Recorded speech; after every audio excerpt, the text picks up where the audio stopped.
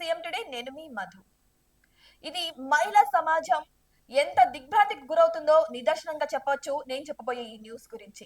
మీరు ఇది నిజంగా వింటే షాక్ గురవుతారు. ఇలాంటివి ప్రస్తుత కాలంలో అయితే చాలా చోట్ల ఇలాంటివి జరుగుతూనే ఉన్నాయి. కానీ ఇటువంటివి మాత్రం ఎప్పటికి ఆగుతాయని కూడా చాలా మంది ప్రశ్నిస్తున్నారు. నిజంగా ఇప్పుడు మీరు వింటే ఈ సంఘటన షాక్ గురవుతారు. బెంగళూరు సిటీ అంటే ప్రతి ఒక్కరు కూడా ఎక్కడెక్కడి నుంచో వచ్చి ఇక్కడ తల దాచుకుంటూ వారి యొక్క జాబ్ ని చేసుకుంటూ వారి యొక్క అస్థిరత్వాన్ని దాచుకుంటూ ఇక్కడ వాళ్ళు సర్వే అవడానికి చూస్తూ ఉంటారు. ఎందుకంటే ఉద్యోగం చేయాలి, వారి కుటుంబ పోషణ కోసం అని ఇక్కడ బెంగళూరుకి వచ్చి బతుక్కుంటూ ఉంటారు.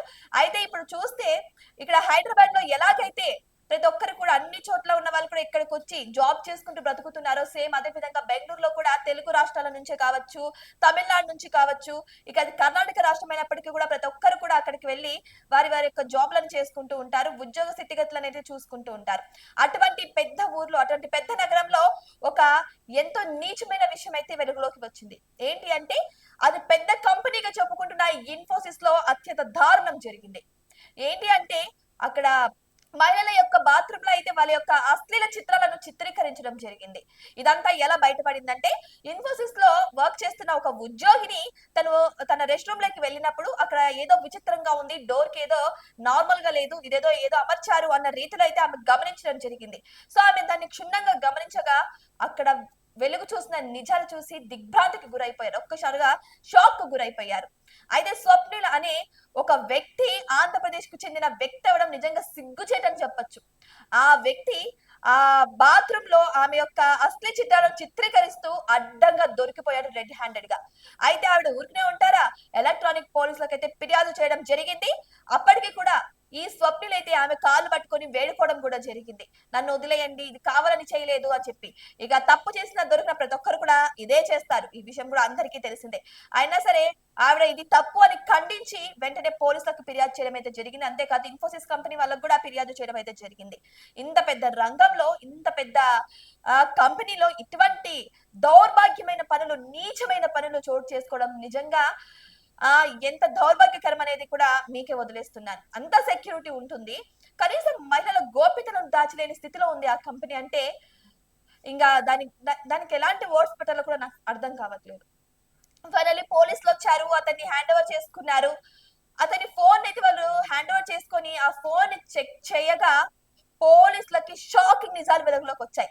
ఈమెది ఒక్కటే కాదు, అక్కడ పనిచేస్తున్న ఎంతో మంది మహిళా ఎంప్లాయీస్ కు సంబంధించిన అశ్లీ చిత్రాలు అయితే అందులో రికార్డ్ అవ్వడం జరిగింది. ఈమె కాబట్టి గుర్తుపట్టింది, మిగిలిన వాళ్ళ పరిస్థితి ఏంటి?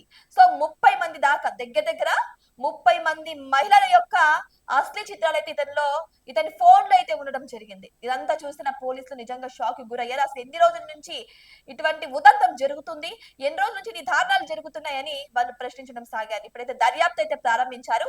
కానీ సదరు మహిళ ఎవరైతే పోలీసులకు ఫిర్యాదు చేశారో సదరు మహిళ యొక్క భర్తకు కూడా ఈ విషయం గురించి తెలియడం జరిగింది.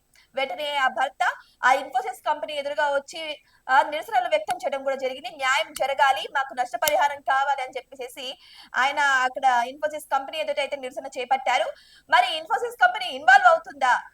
పోలీసులకు అదుపులోకి అయితే చిక్కాడు నిందితుడు, కానీ మిగిలిన వాళ్ళ పరిస్థితి ఏంటి? అసలు ఇది ఇంత దారుణం ఒడుగొడుతుంటే అసలు కంపెనీ పెద్దలు ఏం చేస్తున్నారు? చూసి చూడనట్టు వదిలేశారా? 30 చిత్రీకరణలు అంటే ఇది ఒక్క రోజుతో అయ్యే పని అయితే కాదు. ఇంకా ఎన్ని నెలల నుంచి ఇలా చేస్తున్నారు? పోనీ తనను ఆ రికార్డ్ చేసిన దృశ్యాలను ఎవరికి అమ్మారు? దాన్ని ఎంత మిస్యూజ్ చేస్తారనేది కూడా తెలియాల్సి ఉంది. మేబీ ఆ మహిళల చిత్రాలు అన్ని తీసుకొని ఆయన బ్లాక్ మెయిల్ చేయొచ్చు, డబ్బులకు వేరే వాళ్ళకి అమ్ముకోవచ్చు.